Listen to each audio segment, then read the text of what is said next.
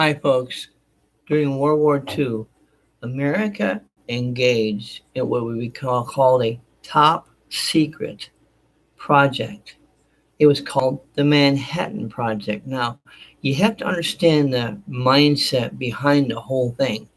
Back in 1939, President Franklin Delano Roosevelt was very concerned that the Germans were developing a nuclear weapon. His belief was that Adolf Hitler had planned to conquer the world and he was going to use any weapon necessary to do so. So, what President Roosevelt decided to do was form a committee. The committee was called the Advisory Council on Uranium. That was in 1939. The Advisory Council on Uranium. Now, the people who were involved with that were Enrico Fermi and Leo Szilard of Columbia University.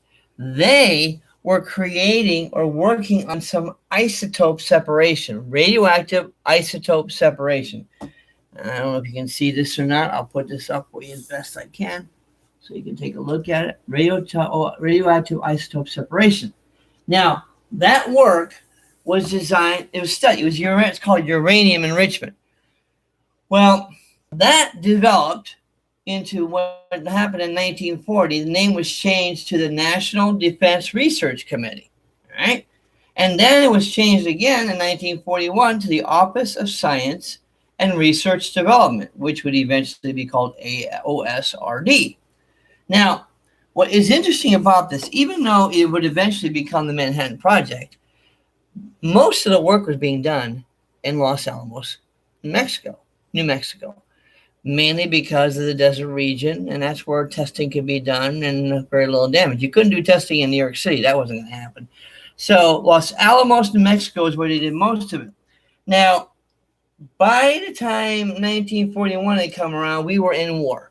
December 7th, 1941, Japanese bombed Pearl Harbor. Soon after that, we declared war on Japan, which meant that this suddenly became more of a national project that was still secret, but became a military project. And that's where the president told the Army Corps of Engineers to get involved. They got involved with the OSRD in 1942. Okay? Now, there was also the Manhattan Engineer. It became event in 1943. These names are changing left and right. The Manhattan Engineer District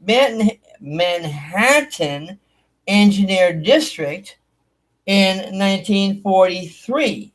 Now, this was led by U.S. Army Colonel Leslie R., and I believe his name is Graves. Leslie R. Groves. And it was also involving Fermi and Szilard. Now, they were studying chain reactions of nuclear fission. They were really involved with some pretty deep studies. Chain reactions, along with Glenn Seaborg, who was also doing some microscopic studies as well. So you had all these guys. Now, it turned out that this work here, the chain reaction stuff, was being done at the University of Chicago. So this was gearing up into being much more intense and involved. Again, now that we were in the war, now that Japan was in the war, it became a bigger military focus. As a result, a man named Robert Oppenheimer was brought into the picture, who he was working on Project Y. Oppenheimer was working on Project Y, which is nuclear fusion. He was working on he was studying nuclear fusion. All right. So you got Robert Oppenheimer studying nuclear fusion. Okay.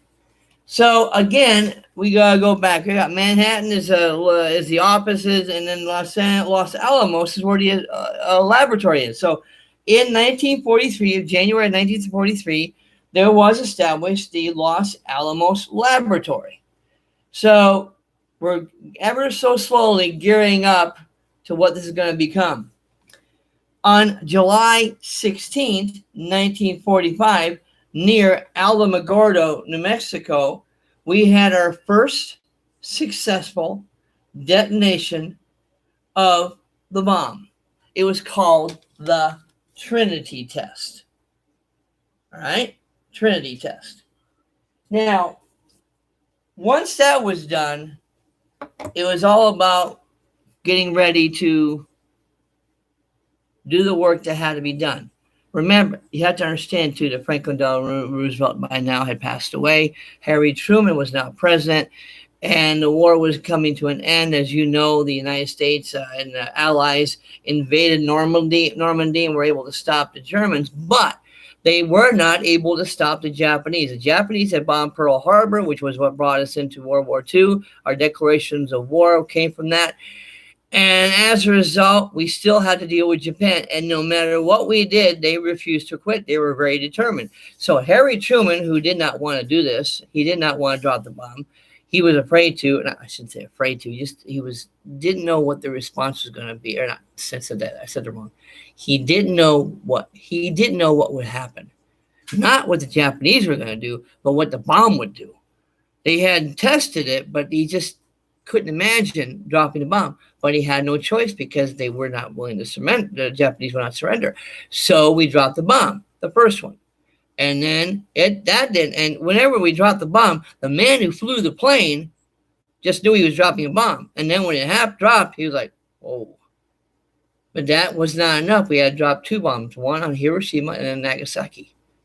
That finally caused the surrender of Japan. But it was something that Truman didn't want to do. He did it. And even later on, he looked back and wondered if he just didn't want to do it. But at the same time, after we dropped the atomic bomb, that Manhattan Project, which was which basically led the way to the atomic bomb, gave us the opening up of the Cold War and eventually the arms race, because those people who saw us drop the bomb realized, look what America did. They could do it again. And so that created a brand new scenario, and you might say a brand new era in how we would deal with countries that were not our friends. We didn't use it again, but the threat of using it is what many people believe caused a lot of either tension or people to not be too aggressive. There was aggression, and we'll talk about that. We've talked about that in other videos. There were other wars, unfortunately, but this did send a message to everybody that the United States was willing to take the steps that were needed to be taken. Quite a dramatic step for the United States and for the world.